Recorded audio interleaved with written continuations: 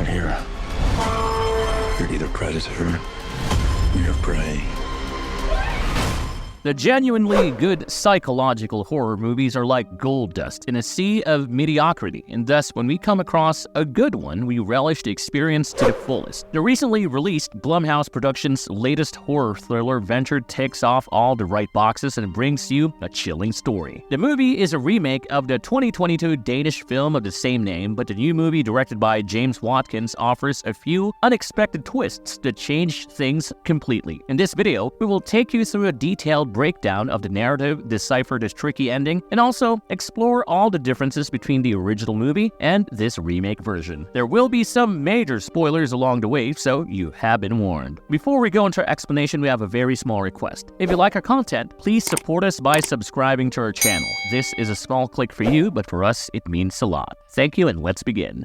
How does an unsuspecting couple fall into a sinister trap? Like most psychological thrillers, Speak No Evil starts off on an innocuous note as we are introduced to an American family who are on a vacation to Italy. Ben, Louise, and their daughter Agnes are exploring the exotic place when they have a chance encounter with another family. Patty, Ciara, and their mute son Ant immediately take a liking to them, and Patty's overly friendly and extroverted nature makes them feel quite comfortable. They share a few meals, and the bonding almost accelerates a bit too quickly as Patty and Ciara offer them a vacation to their quiet countryside farm. Now, here is a little something about the American family before we head deeper into the story. Ben and Louise are a troubled couple because of Louise's infidelity, and their rocky marriage requires some revival, which they're trying to do through their vacation break. They've also moved to London for a fresh start, but it doesn't help that Ben lost his job, and their 11-year-old daughter Agnes has some serious emotional issues. She gets anxiety attacks and needs her stuffed support bunny to keep those attacks away. Patty and Ciara's invitation seem genuine enough, and it is also worth considering that the families got along pretty well. Thus, it doesn't take long for Ben and Louise to set out for a countryside escape for some rest and relaxation, as promised by their hosts. Little do they know about the terrible secrets of their hosts and the horrors that await them.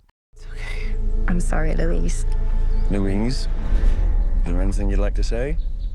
How does their stay hint towards the psychotic nature of Patty and Ciara? Once they arrived at the secluded estate, Louise and Ben are immediately charmed by the natural beauty of the surroundings and the simplicity of country life. However, a few things about their hosts start to bother them after a point. Patty, for instance, is a lot more overbearing than before, and some of his jokes and jibes are actually quite offensive in nature. Ciara has certain bruises on her body that she claims to be from falling off a ladder, but the explanation doesn't seem logical enough. To make matters worse, their son Ant acts rather strangely and seems to be trying to communicate something to Ben and Louise and Agnes whenever he gets a chance. Meanwhile, Patty's overbearing nature seems to be a bit too much, especially when he takes Ben and Louise to a local diner for dinner. At the table, he talks about his highly active sex life with Ciara, and they are quite handsy with each other, which can almost be deemed as inappropriate. For instance, Ciara actually crawls beneath the tablecloths to pleasure her husband, and they later try to play it down as a joke. Things take a decisive turn when after a fierce argument between Ben and Louise got to be, Louise wakes up later in the night and goes looking for her daughter. She finds out that Agnes is sleeping with Patty and Ciara, who are clothed in their underwear. This is inappropriate enough for Louise to take a stand. She wakes up her husband, and the family leaves without even bidding goodbye. Fate, however, has other plans for the family as Agnes soon realizes that she has left her support bunny behind. Ben and Louise are forced to head back, and this time they have to ensure a rather uncomfortable situation as Patty and Ciara demands answers. They try to communicate about the things that made him uneasy during the stay, but Patty and Ciara play enough manipulative tricks to convince them otherwise and make them extend their stay.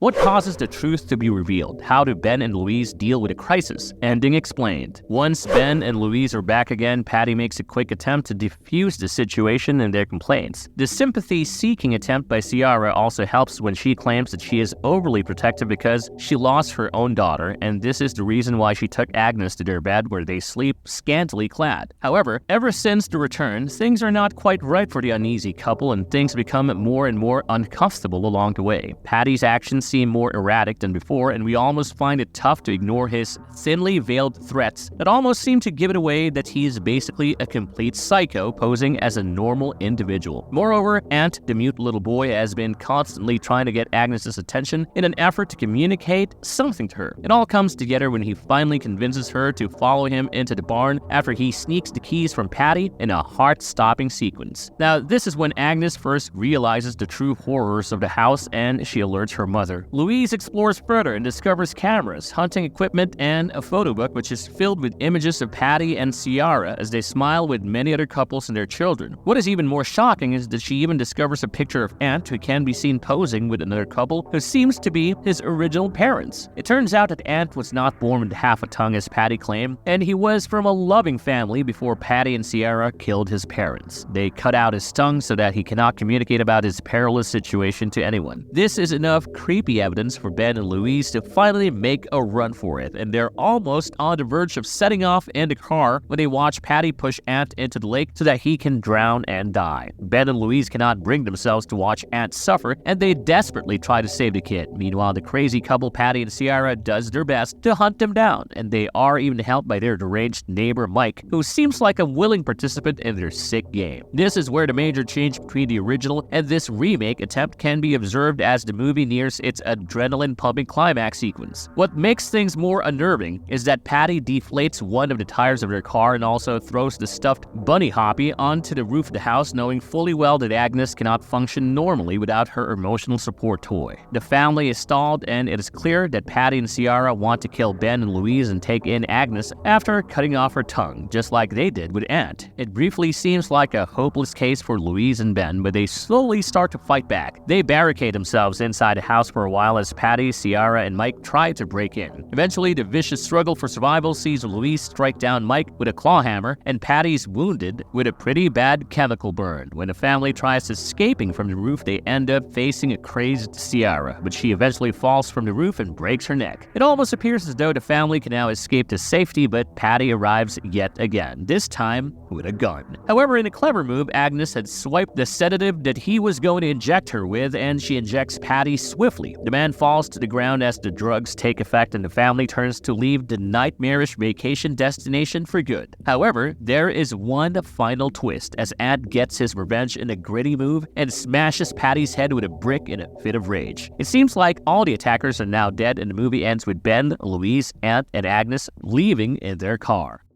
Breath of fresh air. Oh, well, that is very sweet of you to say. What happens to the characters of Speak No Evil 2024 after the events of the movie? Such movies do not exactly offer the kind of closure that the audience necessarily seeks, and Speak No Evil also comes up with an ending that leaves a lot to your imagination. It still has a more complete ending than the open-ended climax of the original, but we still have a few things to sort out. The movie ends with a family driving away from the disturbing house of psychopaths, and the scene cuts away before we get a clear understanding of what happens to the survivors. It is quite likely that Ben and Louise will head out for the authorities and seek medical attention at the earliest. Agnes and Ant must be traumatized significantly, and they would need some time to recover from the horrors that they have witnessed. Meanwhile, the authorities and the cops should discover more about the horror house and all the families who have previously died at the hands of Patty and Ciara. It is difficult to say whether the personal issues of Ben and Louise and their marriage will be resolved, but they have a good chance now that they have dealt with a major crisis together. Surely the family has learned the meaning of trust and dependence on each other, and Agnes is probably better equipped to handle her anxiety issues now. It would be a perfect ending if the family adopts Ant, because it is really the little boy who saved their lives by dropping enough hints for Agnes to finally realize the real face of Patty and Ciara. The movie doesn't really leave room for a sequel unless by some miracle someone among Patty and Ciara survives and comes back for revenge. Of course, that seems extremely unlikely, and it will almost be like a forced attempt to draft a sequel.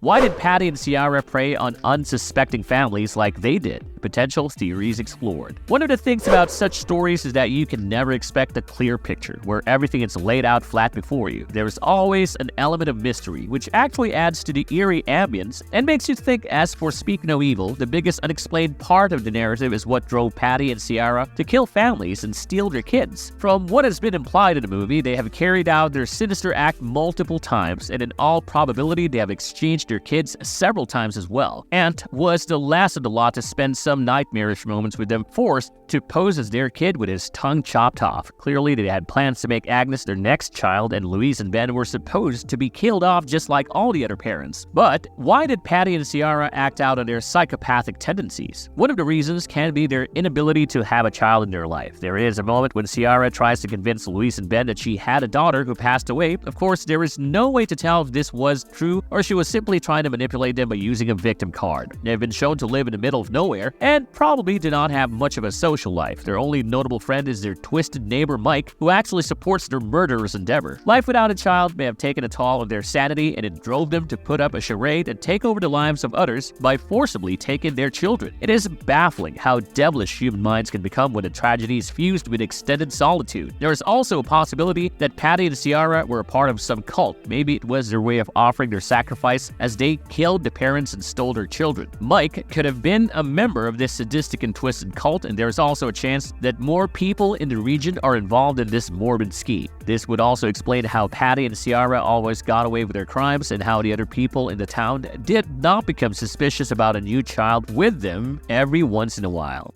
Why did Patty and Ciara feel the need to replace the children they forcibly adopted? Let us assume that Patty and Ciara were actually trying to kill a void in their life by forcefully abducting and raising children after killing their parents. But why would they need to change the kids from time to time? The explanation to this is possibly hidden in their behavioral traits that can be observed throughout the movie. Both Patty and Ciara had a thing for perfection, and they tended to replace anyone who didn't fit the bill. Of course, a child who had been taken from their parents would not shower their new guardian with a lot of love, and it was likely that Patty and Ciara never got the love they wanted. Also, as we've seen with Ant, they did not like certain things about the young boy that they were not exactly perfect. His lack of blind obedience may also have irked the couple enough to seek a change, and Agnes was the ideal replacement in their eyes because of her adorable nature and polite and obedient behavior. Of course, if you go by the whole cult theory, that these children may have been sacrificed after a point of time only to bring up the need for another one. So with Agnes along the way, the couple probably planned to sacrifice Ant, and with time they would have done the same with Agnes once they found a new victim. Tell us in the comments below what you think is the reason for this strange behavior.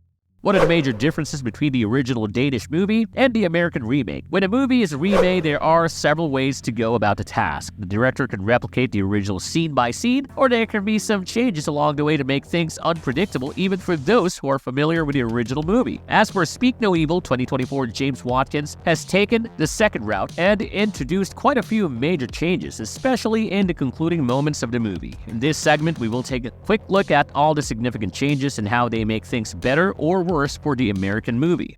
Louise and Ben fight back. If you are into horror thrillers, the last thing you would want to see is a meek surrender of the victims when they are threatened. In the original Danish movie, the couple hardly put up any resistance when the identity of the crazy killers is revealed. The man is almost helpless as he's beaten up brutally inside his car, and his wife is unable to provide any significant fight back as her daughter is forcefully taken from her. The couple is almost paralyzed by grief and panic, and it ends up being an uneventful surrender. Meanwhile, the American remake portrays a feisty side in Louise and Ben, who did not let go of their daughter Agnes so easily. The ensuing struggle leaves Ciara with a broken neck, and even the local friend of the psycho couple, Mike, is killed with a claw hammer. Finally, even Patty is taken down, and Ant gets his revenge by smashing his head with a brick in a fit of rage.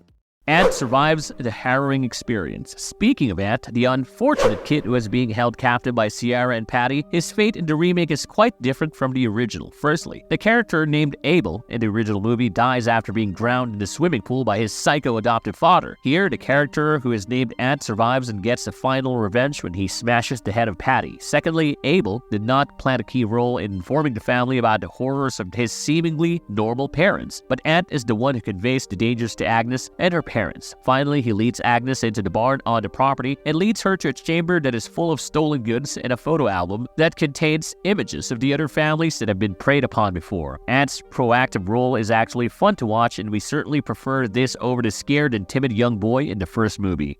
The ending changes completely. This is perhaps the biggest change if you compare the original and the remake. In grim final sequence of the original shows the helpless couple getting stoned to death as the psychotic killers run free. They're even shown to have replaced Abel with Agnes, whose tongue has been chopped off just like Abel. The indications are simple enough, as the ending hints at the possibility that the couple will continue to prey on other unsuspecting families just like they did with Agnes's parents. The remake, however, brings in a significant change in this regard, and Agnes, Ben, and Louise fight it out when they are faced with a terrible consequence. What's even more heartening is that they even managed to move against all odds and end up being the victors. The remake actually offers the conventional ending, where the bad guys get what they deserve and the victims are free. However, on this note, we also have to agree that the uncertainty and dark climax of the original left a haunting experience for the viewers, which is missing in the remake.